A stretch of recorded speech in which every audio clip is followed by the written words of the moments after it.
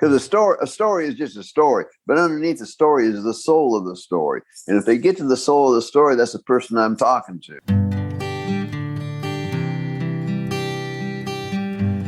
Well, hello, friends of Bill W. and other friends. You have landed on Sober Speak.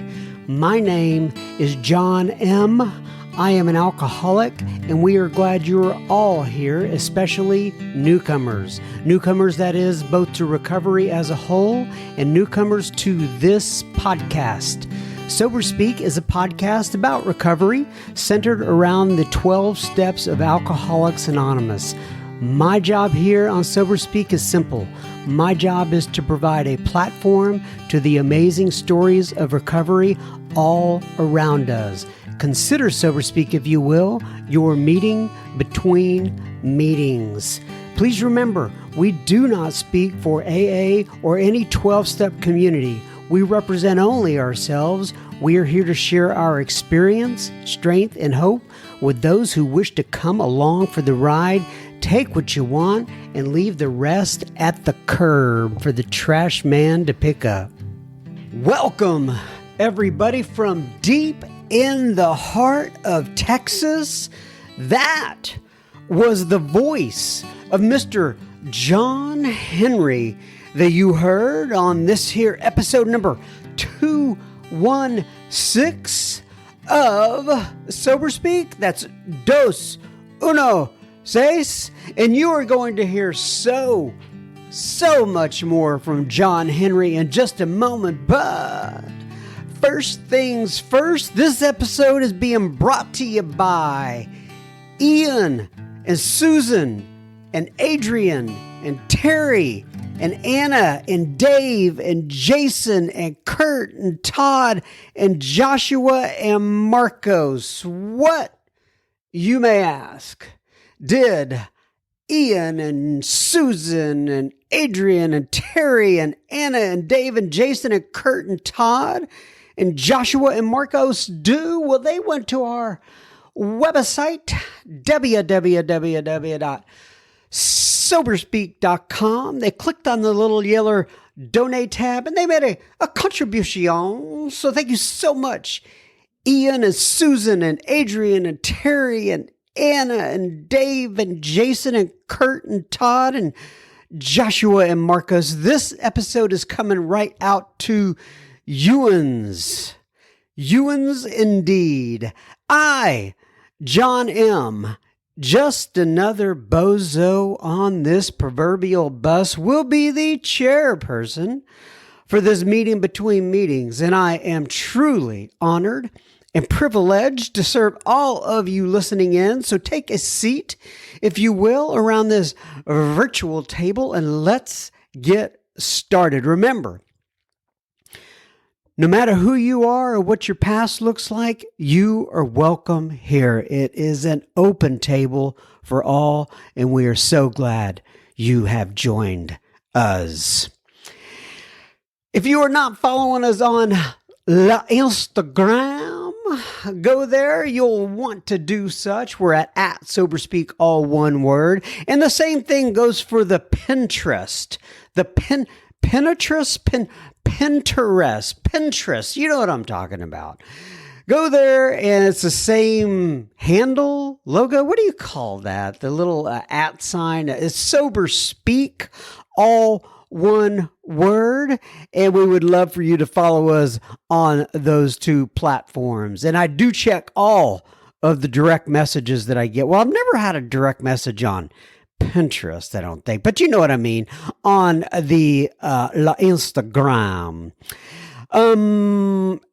And a lot of you have asked me in the past, well, John, which of the podcasts should I go to? In fact, I have something on, I think, on listener feedback this week, or was it the previous week? I can't remember, but somebody asked me, if I could give some names, suggest some names, since we have, what is this again? Episode number 216. So we would have 215 other episodes, and I gave that gentleman some names.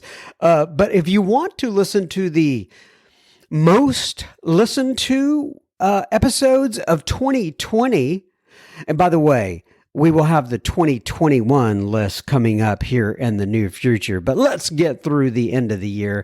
But if you want to know what the top episodes that were listened to in 2020, go to soberspeak.com, click on the top episodes tab at the top of the website, and it'll be there. Now, just so you know, these are not like episodes that I picked out and said these are ones you should listen to. These are the ones that the listeners have listened to the most, at least throughout the 2020 year.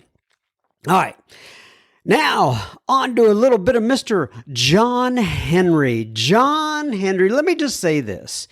He is one of a kind, and he has a lot of strong opinions, and I absolutely love him. John came into AA when he was 25 years old. He is now 73. That is 48 years in Alcoholics Anonymous. John Henry is a self-proclaimed winehead, and he is for sure a child of the 60s. He was homeless. He served time in Vietnam, and he was one of the, what he calls free monsters. You'll have to listen in to find out what a free monster is. My favorite part of our discussion is John describing his spiritual experience while making a pizza in the pizza shop where he worked. And one never knows where God will meet us. So, ladies and gentlemen, without further ado, I present to you Mr. John Henry from the Austin, Texas area. Enjoy, and I'll have plenty listener feedback at the end of this episode. Enjoy. Okay, everybody. So today we are sitting here with Mr. John Henry. So, John, I'm going to ask you to go ahead and to introduce yourself, give your sobriety date, if you would, please, and tell people where you reside. I'm John Henry M. I don't go much by dates, but I haven't taken a drink since I came into AA. I came into AA when I was 25 years old. I'm 73 years old today. I'm in Austin, Georgetown, Texas, actually. So, Mr.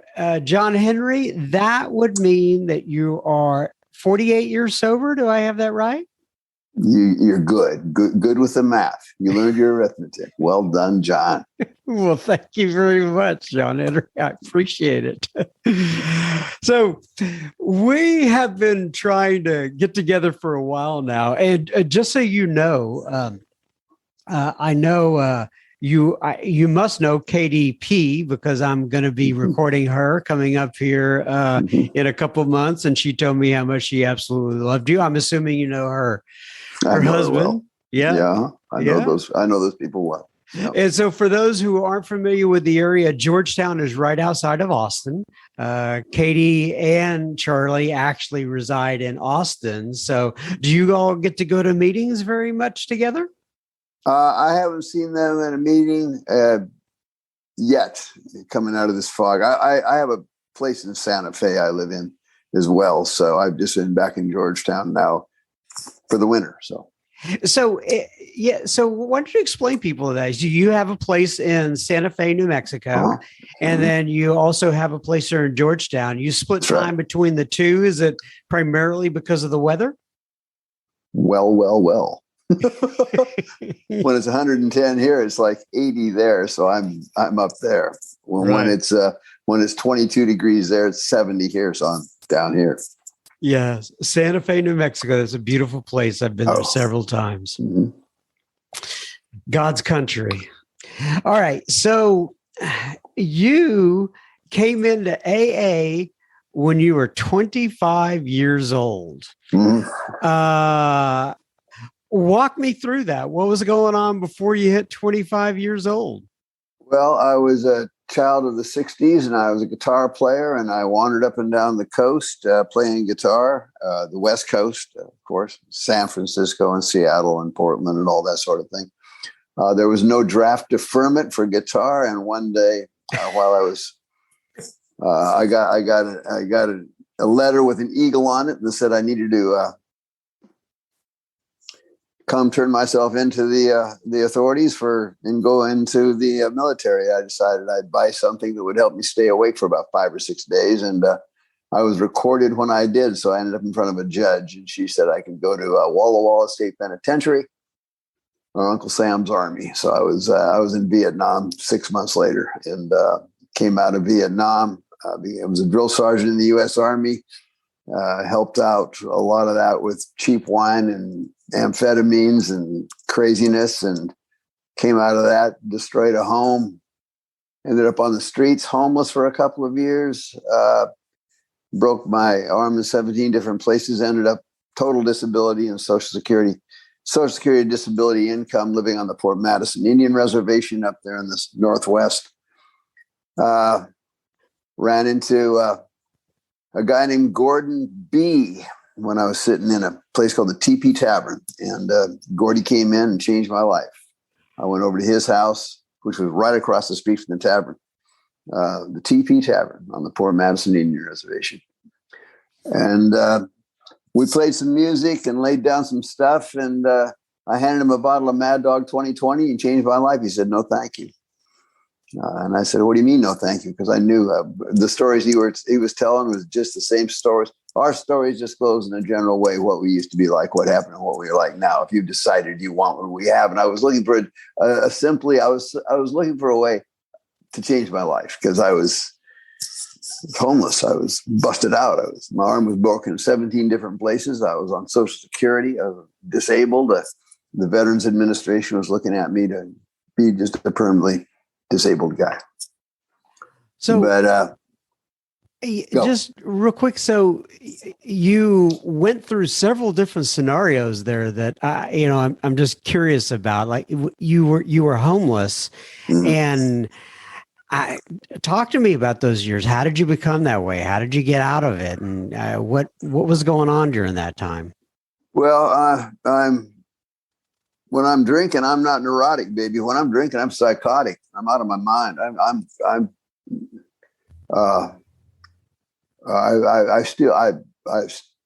still deal with. I've got a psychologist on speed dial. I've kept real close to people to help me be wired in. But in those days, the only wiring I had was in a bottle of Mad Dog 2020, and a handful of whatever I get my hands on. I was crazy. I mean, this is alcoholism. It'll kill you. It'll make you nuts before you do. So I left a wife I'd been married to for, I guess a couple of years, a year and a half or so. And I walked out the door and stuck my finger in the air and hitchhiked out of town. And I was homeless for the next 2 years. I just went to go get a pack of cigarettes and never came back. I'm a winehead, man. I'm a wild man. You sound like and you have that musician kind of lingo, which I like. You were the word baby a lot and man a lot. And I've been a musician since I was about 14 years old. I've been playing guitar. I played guitar professionally, and when Gordon Barnett took me to my first meeting at the Fremont Fellowship of Alcoholics Anonymous, the people that go to the Fremont Club are known as Fremonsters. It was a tough place. These were my people. Yeah, these were my people. The Fremonsters, huh? Oh, absolutely. Oh, yeah. And if there's anybody from Seattle listening, they'll nod their head. They know where the Fremont Fellowship Club was. It's moved since then. But I went to my first meeting, and somebody said, "Come on in this house." And I said, "I'm alcoholic," and because Gordon was an alcoholic, and he had a beautiful girlfriend, a wonderful banjo, and a nice guitar, and a couple of cars, and a business, and he'd been on the streets like me. And he says, "If you want what we have," and I thought, "Yeah, I want a girlfriend and a banjo, man." I got no girlfriend, no banjo, no nothing. And the AAs this is AA, man. These are my people. When I walked in amongst the Fremonsters, these were folks like me. And The guy said, "Come on in this house." I said, "I'm alcoholic." He said, "Yeah, you are. Come on, come on in." And I sat down. He said, I looked up there, and I spent a little bit of time in institutions like nut houses, a little bit of jail here and there. And there were these two signs. There were these two signs up on the wall, and they had these numbers 1 through 12 in the right hand side, 1 through 12 in the left hand side. Person said, "Admitted we were powerless over alcohol." When I read that, I agreed 100%. I knew exactly what they were talking about. And there was a hyphen that said that our lives were unmanageable. And that's how I read it. It's not what it says, but that's how I read it. And I thought to myself, my life's not unmanageable. I'm doing just fine. All I got, I'm crippled up and I can't work and I'm insane. But other than that, things are doing real well. And I read then, it came to believe that a power greater than ourselves could restore us to sanity. I thought, I wonder if that's neurosis or that's psychosis. Then it said, made a decision to turn our will and our lives over to the care. Ooh, I didn't believe in God. And I thought, shit, I hope they, excuse me. I thought, shoot, I hope they let me join. Because these people, every noon at the Free Monsters Club, every noon they laid out sandwiches. And I'm thinking, this is all right. Yeah, it was cool. So all I had to do was go to the Free Monster Club and get some sandwiches at noon. I'd be all right. But this God thing, I finally went to this old man that was there, and he looked like he knew what he was doing. I said, "I don't believe in God." And he looked at me and said, "Well, obviously, son, he believes in you." And he turned around and walked away. Mm-hmm. And that was the beginning of my spiritual slips. I was starting to have some doubts about me not believing in God. So it's you're like, you can't argue. You can't argue with these winos. So you called those spiritual slips, and that is kind of the reverse. In other words, absolutely. You were atheist, agnostic, whatever you want to call it. I hated people that loved God. I hated anything that had to do with that stuff. And this guy said, "We don't care, just don't drink." And I thought, well, what about that third step? You're not there yet. It's going to be a while. And it was about almost 3 years. So do you have any idea where that, I don't know what you call it, angst toward God and or people who love God, as you put it, came from? A combination of methamphetamines and LSD.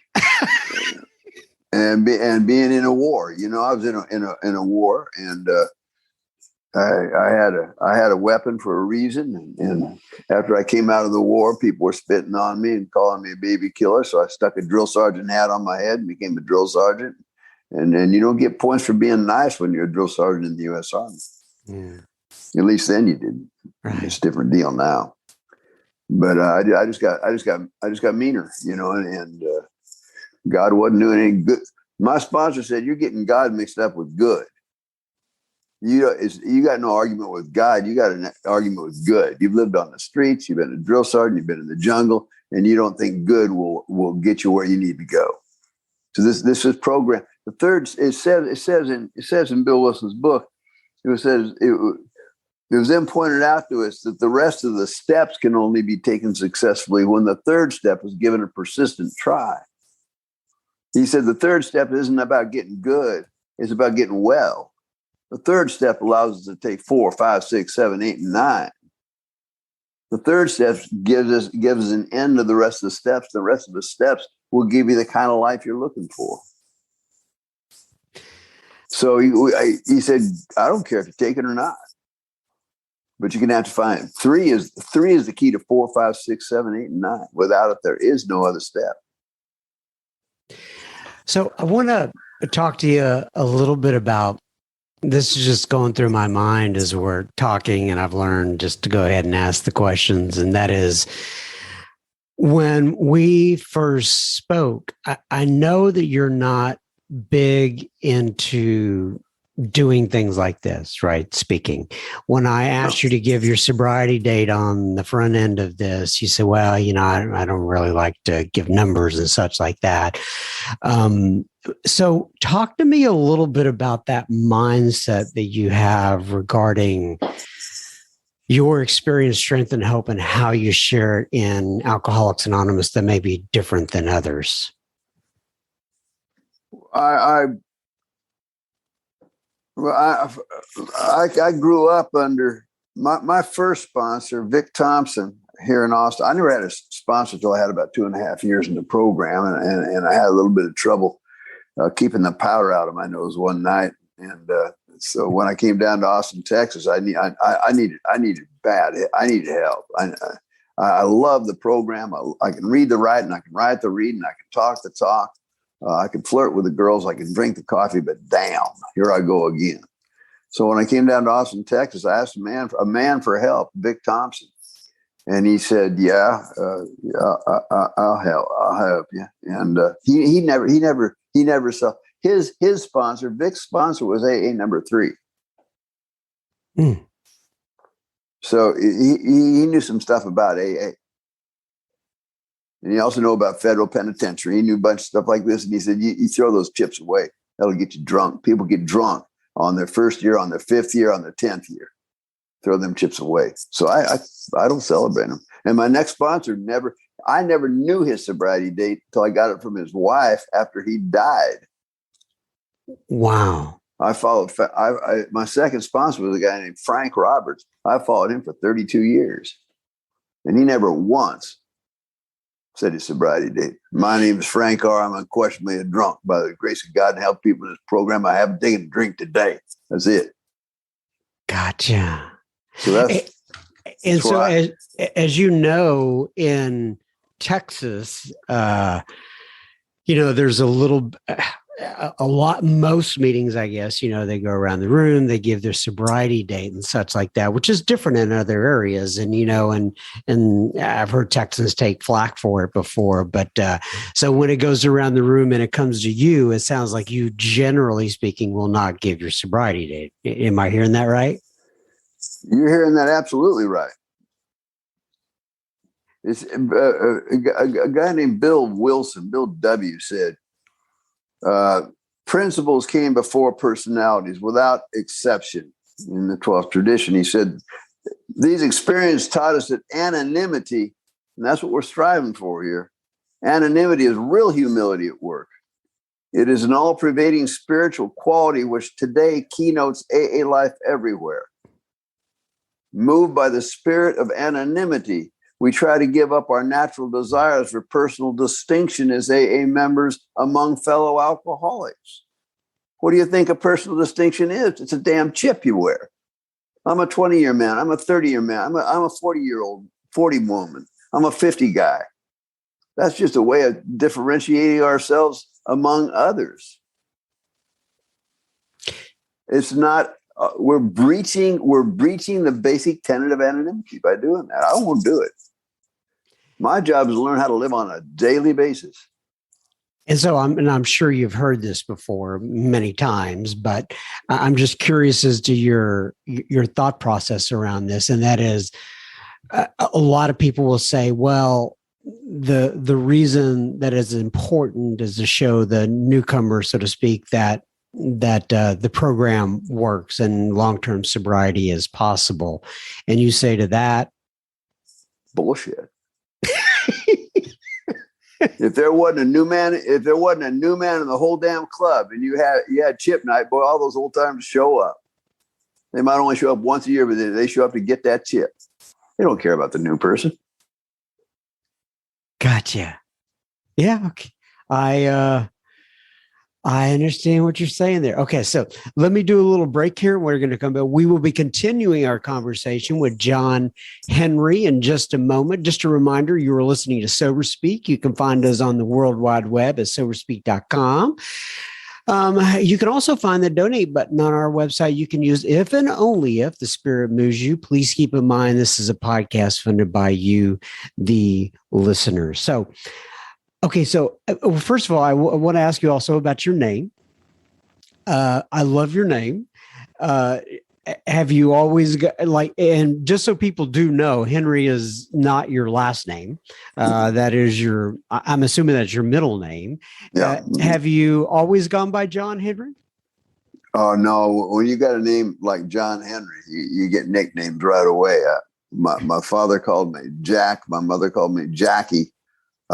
People in the 60s, people called me Jake, Shaky Jake. I was Shaky Jake. There's still folks on the West Coast that they say, Jake, what's that? Oh, you John Henry. Yeah, Jake, they call me Jake. I was known by a whole bunch of those, my running buddies back then, back when I was playing guitar up and down the coast, I was Jake. When I was in Nam, I was Jake. When I got out of Nam, I was Sergeant Mac. You know, I had to be Sergeant. I was Drill Sergeant Mac. And then I got out of the Army. I just started going by my full name, which is John Henry McDonald. That's the deal. Gotcha.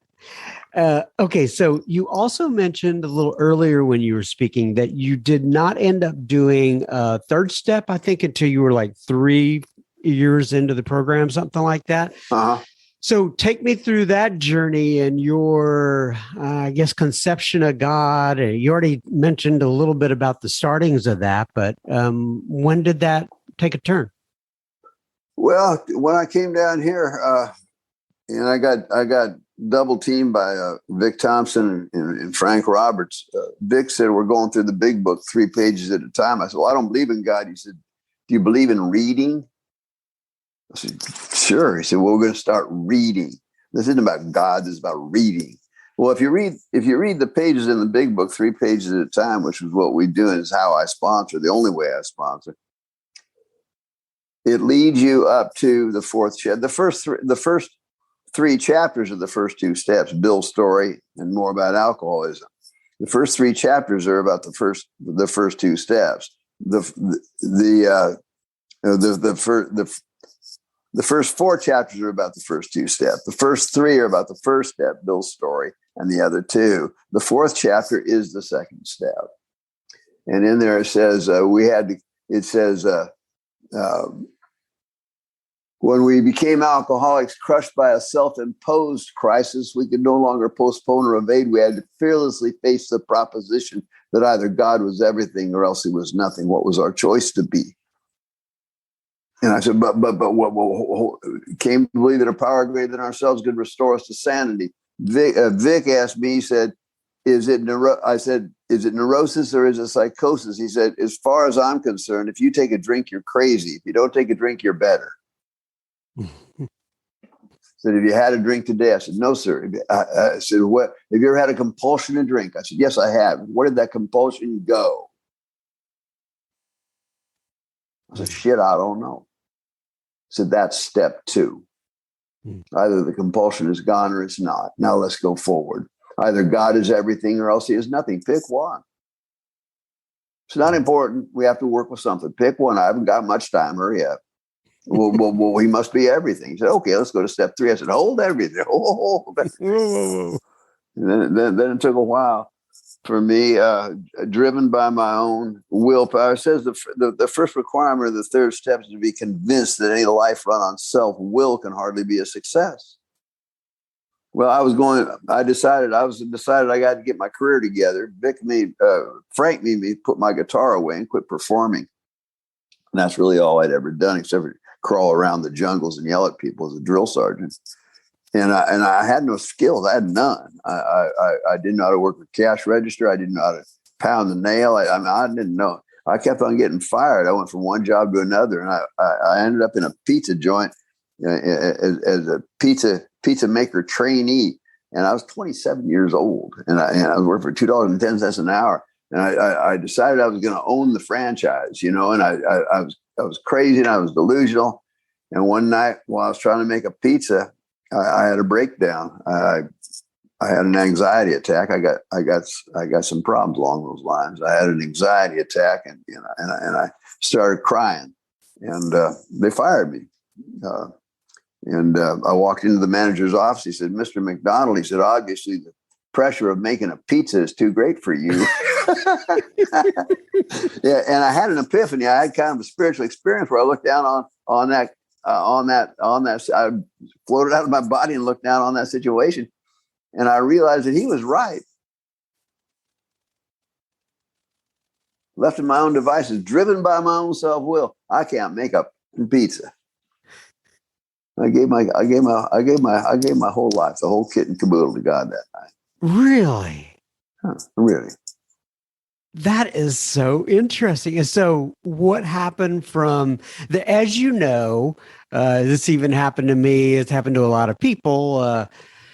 And this reason AA is so different sometimes, there's a lot of people who will kind of walk the aisle, if you will, at church or wherever they happen to be. And they kind of have a moment and they give their life to God that they understand, but then nothing happens after that. So obviously, though, something happened following that, subsequent to that experience. What happened? Afterwards? Mm-hmm. Well, the next day I went and looked up. I wanted to be a carpenter real bad.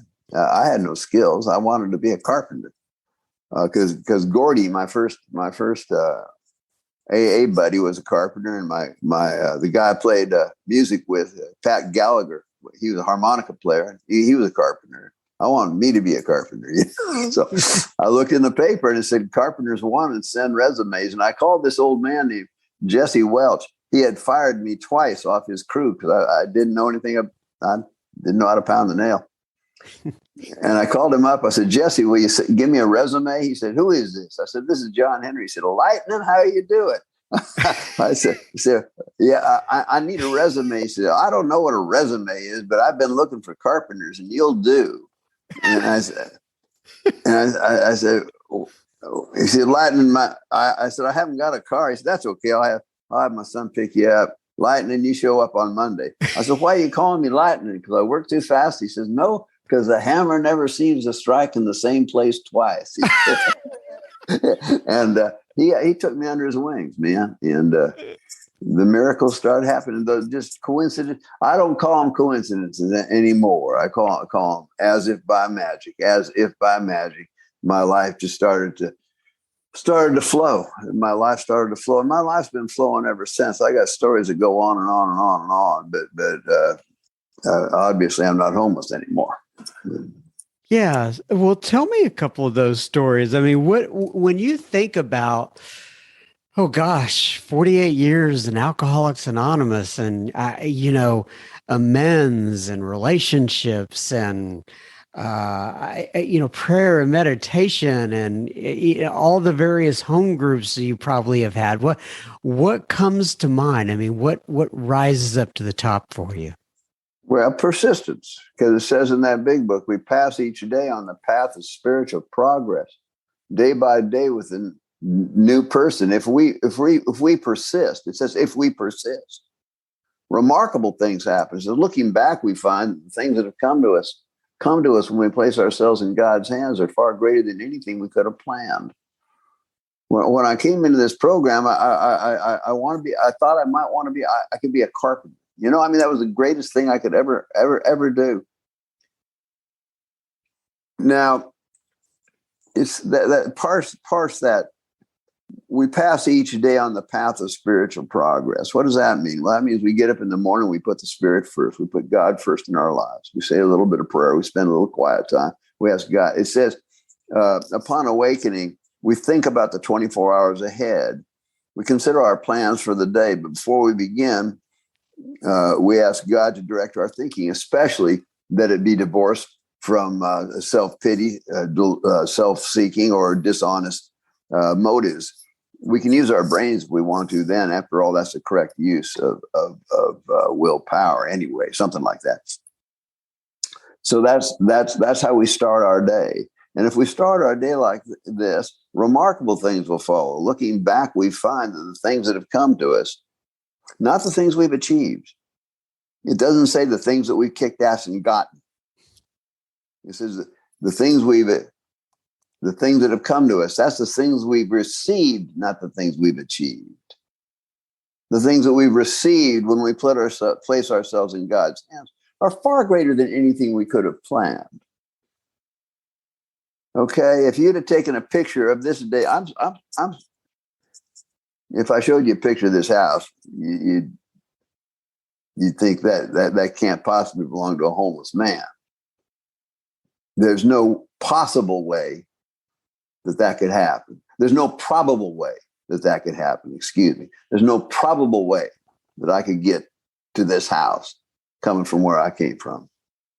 But there is a possible way. And that possible way is putting your hands in the grace of God. An unseen force. That's crazy. That's absolute crazy. But I tell you what, the things that have come to us when we place ourselves in God's hands are far greater than anything we could have planned. I could not have planned this life. I can intend it. I can suppose it. I can draw pictures of it. But I started out with $500 and I started a company called Austin Asset Management Company. When I sold that 30 years later, I had 22 employees and managed over $1 billion of assets.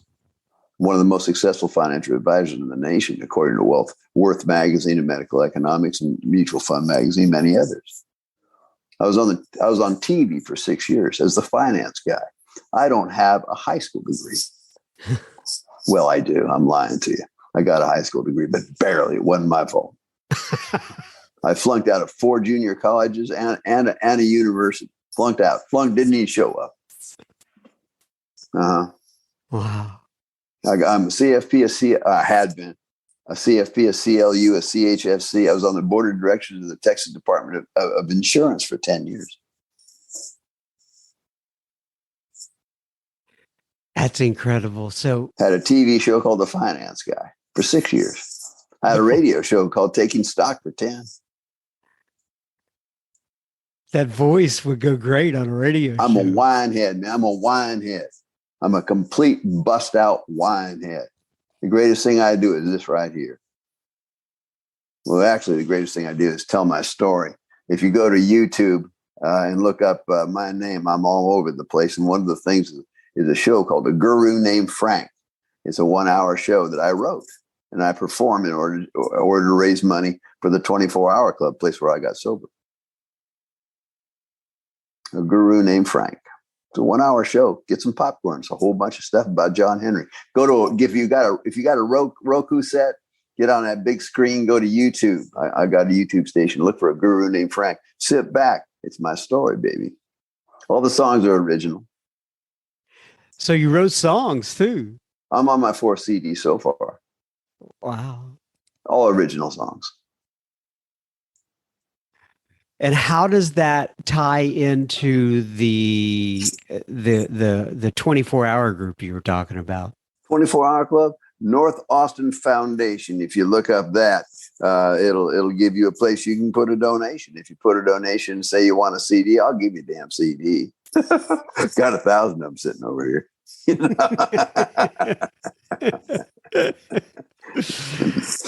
you give me a couple $100, I'll give you 4 CDs. Anyway, how's that connect with the 24-hour club? Well, I got sober there.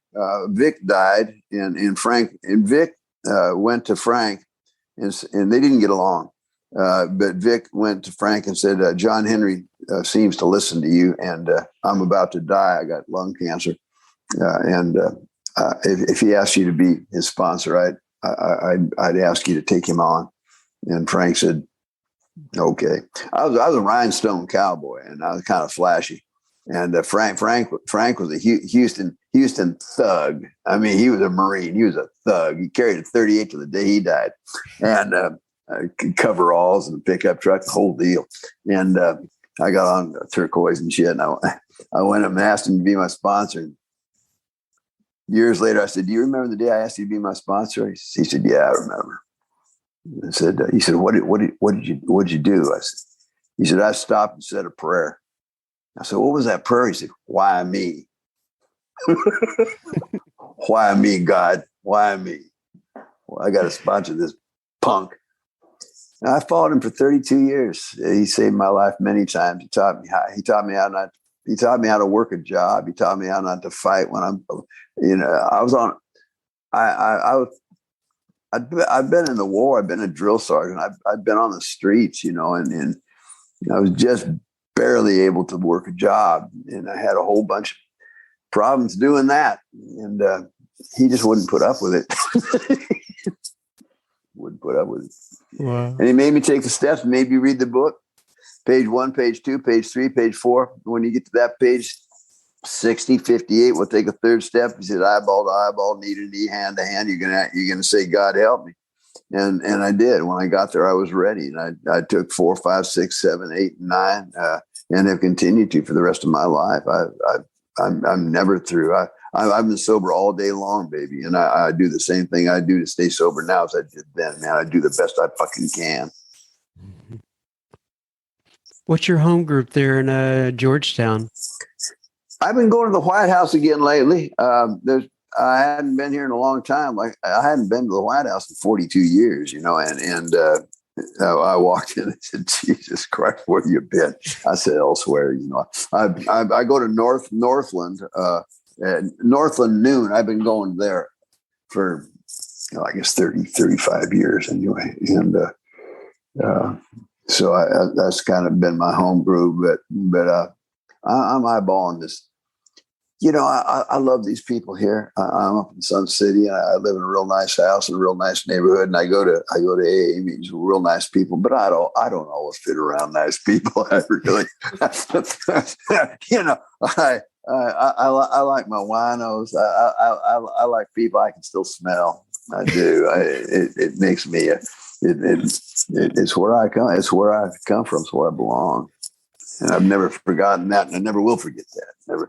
I never will forget that. I've gone places to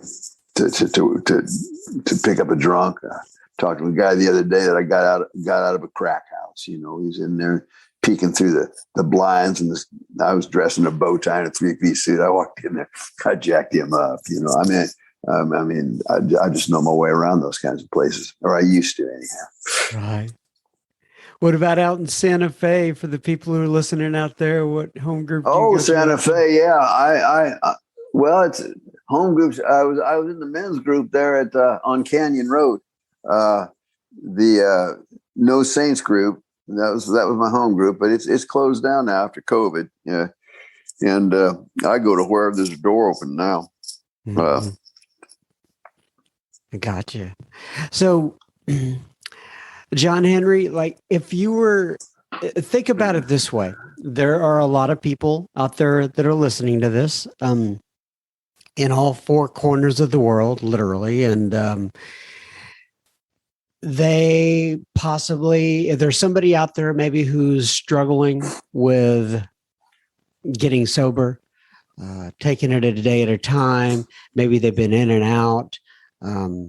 They're considering Alcoholics Anonymous. Share your experience, strength, and hope with that type of individual. What it was like for you, where you are now, what it's like now. And I know you've already kind of talked about that in general, but if you could just kind of put tie this up with a bow around it, so to speak.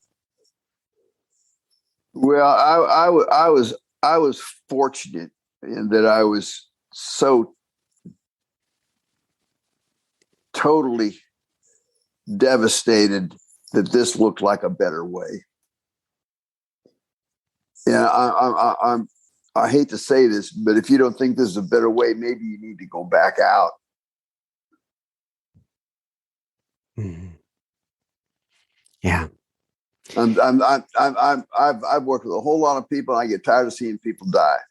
So if you want to go die elsewhere. I want to see you die in AA. I love that you have your answers to some of these general questions that I ask on a consistent basis are you are your own man, John Henry, and you think for yourself, and I absolutely love that. And I know that there are going to be some people listening to this that kind of go, some of them agree with you, some of them don't, but that's great for me. I think it enables people to kind of make up their own mind of what they believe. And your job, as you have done today, very succinctly, and I love it, is to share your experience, strength, and hope, and how you see this. Yes. You're laughing. Why are you laughing?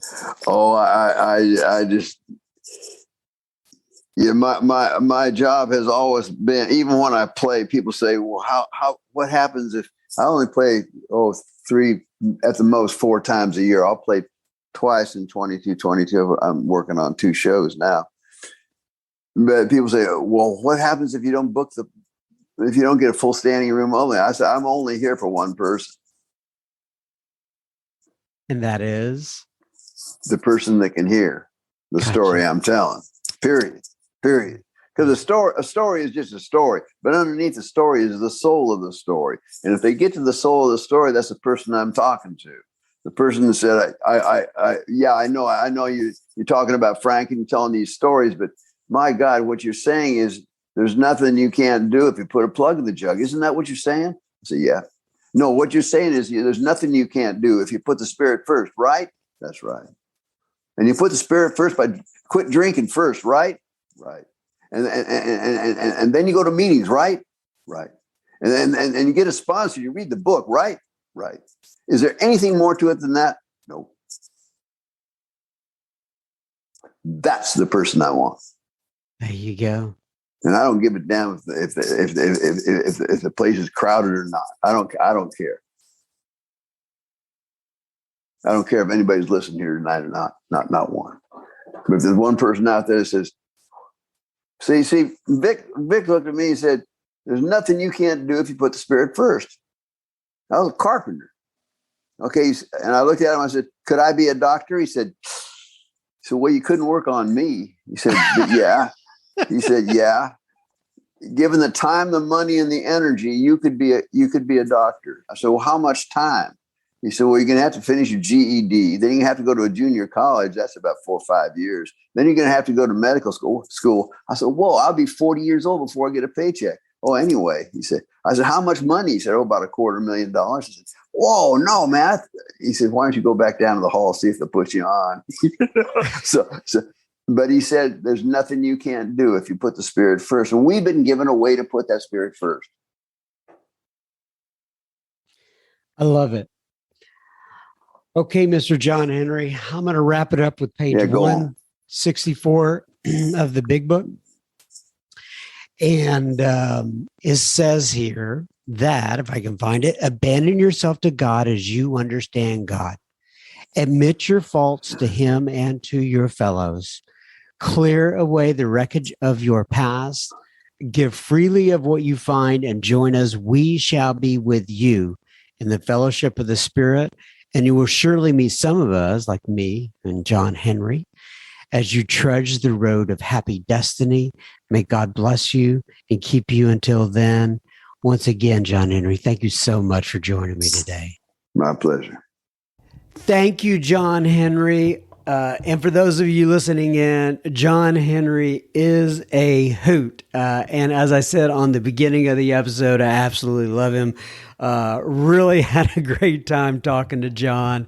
If you want to get in touch with him, or if you have a message about or for any of the other guests that we have on the program, just email me at johnjohn@soberspeak.com. I love to hear any sort of feedback that you have about the guest, and I sure would appreciate that. Remember now, we don't want you sharing your gossip, but we would love for you to pause your device and share this episode or the entire podcast with a friend or family member. You know what? It may be just what they need today.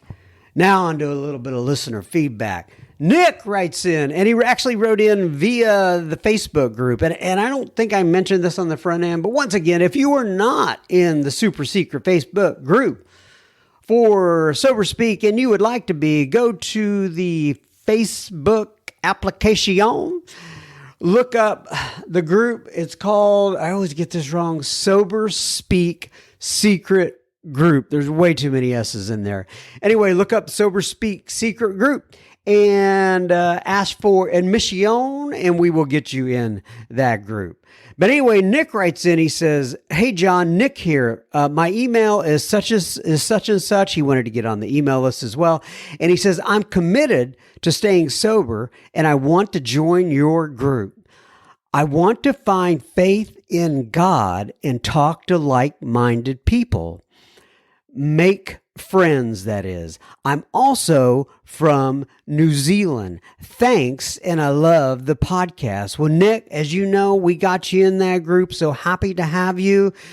Tell all the what Kiwis. Yes, I almost forgot there the word for the folks out in New Zealand. But tell all the Kiwis we said hello. Okay, thank you, Nick. Amanda writes in. I got to set this one up a little bit because Amanda. So if you go to our website and you look at the Sober Resources tab, there is a meeting that we have posted on there. It's about a Saturday noon meeting that we have here in the Frisco, Texas area. Amanda had heard about that on the podcast. She's from Nashville, and then she came to the meeting. It was great, Amanda D. And it was just so cool to meet her. Anyway, Amanda D. writes in and she says, "Hi, John. It's Amanda from Nashville, Tennessee. I met you in person. Oh, I remember you, Miss Amanda, at the Frisco Fourth Dimension meeting on Saturday, November 27th. I wanted to say thank you for the podcast. All of your guests have helped me tremendously. It was so awesome to meet you and..." in big capital letters, David G. Yes, Mr. David G. was there as well. His experience, strength, and hope is amazing, and I love everything he shares. Thank you, John, for your work. I'll be sober 90 days on December 4th. AA has changed my life for the better, and I'm so grateful I found your pod. All the love from Nashville, Amanda. Well, Amanda, love coming right back at you in Nashville. And gosh, if somebody up there in Nashville knows Amanda D., you can tell her you heard us talking about her on the pod. Thank you so much, Amanda. It was so nice to meet you. That was fantastic. We loved it. Alejandra DMs on the Insta, wrote a direct message, and she says, "Thank you, John, for your podcast. I listen to it whenever I can. It makes me so happy. I feel part of the community. I've been sober for 2.5 years, and your podcast has given a new meaning to my journey. It has opened doors. For example, I started listening to Father Bill W. as well. Long story short, thank you for your service. Love, Alejandra." Well, love back at you, Miss Alejandra. We sure do appreciate you listening in, and I'm glad you're listening to Father Bill's podcast as well. He does a great job. Mark writes in, and Mark says, "Hi, John. I'm Mark B. from Sandusky, Ohio. I'm 33 years old, and I have a sobriety date of March 8th of 2020 and a higher power of my understanding. I found SoberSpeak when the pandemic restrictions started to be lifted. I play in a heavy metal band, and I was really struggling when I walked into the venue one night and everyone around me was double fisting tall boy beers and carrying on. I went and sat in my car and reread page 101 of the Big Book and realized I also needed a meeting.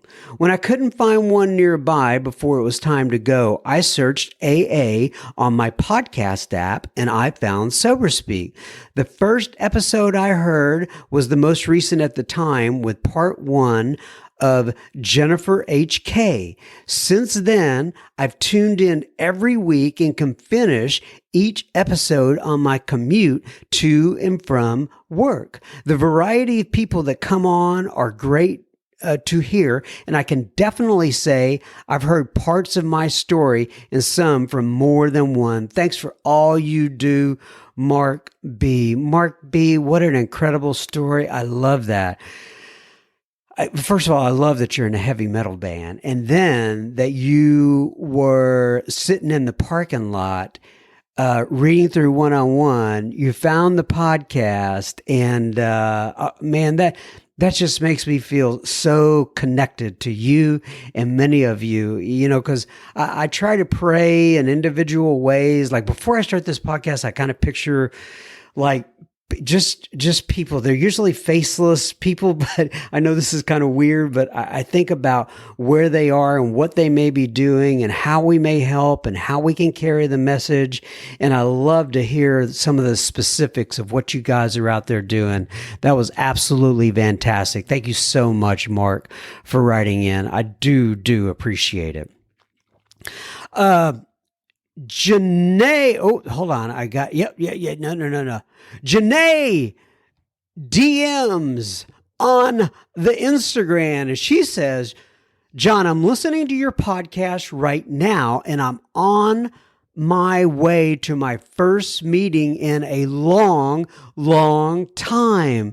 Janae, I hope it's Janae. It's Jene. It could be Jean, but nonetheless, well, Janae, I hope I got it right. Once again, Janae, that is so cool. So thank you for welcoming us along on your ride to your first meeting. That is kind of cool. I guess it's like we're kind of greasing the wheels. So anyway, that is really cool, Janae. I appreciate you writing in. Right back. Let me know how that first meeting went. I'd love to know about it. Brian writes in, he says, hi, John, I'm subscribing and listening from Edmonton, Alberta. I'm new to AA, just 20 days, and I found your program through some searches on Spotify after attending local meetings. I recently found AA now at 35 years old, and I wish I would have much sooner, but better late than never, eh? Throw a little Canada A in there. Yes, better late than never, Brian. He says, I am enjoying episodes sporadically as great, quote, meeting between meetings, unquote.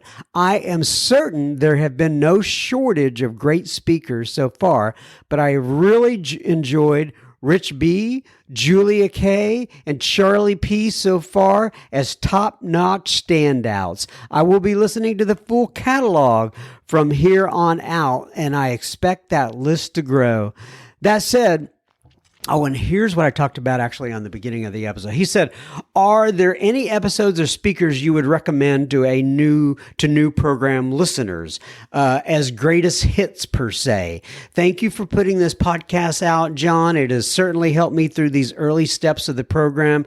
Kindest regards, Brian B. Well, Brian B., as you know, I wrote you back and I gave you a couple of names that you could, look up on the podcast. And I hope that was helpful. But also, I'm sure I gave you that link, like I mentioned on the beginning of this episode, where you can go to our website and there's a tab at the top that says top episodes. And once again, as a reminder, that's top episodes as listened to by the Sober Speak audience in terms of numbers. And we just put that out there, and that's for 2020. We'll be having one for 2021. I am sure. Adrian writes in and he says, I think so Adrian can be both a female and a male name, but I'm pretty sure this is a dude as opposed to a dude at. Anyway, it says, hi, John M. Some weeks I'm listening to your podcast now, and it's really amazing. It's a tremendous help. I listened to your guests, their stories, experience, and I identified to a lot of things I hear in your podcast. Sorry, I didn't introduce myself. I'm Adrian, an alcoholic, and I sobered up 2 years ago. Big smiley face. He says, I'm currently writing you from Germany, Hanover City, and God bless you, man. So, and that's another reason I think it's probably a dude as opposed to a dudette. But once again, if I'm wrong, my apologies. Anyway, Adrian, thank you so much for writing in. I do appreciate you listening over there in Germany, Hanover City. Anyway, thanks so much for listening in, everybody. I appreciate you. I take it a week at a time. Hope to be back next week. Until then, keep coming back. It works if you work it. God bless you guys. Love you. Take care.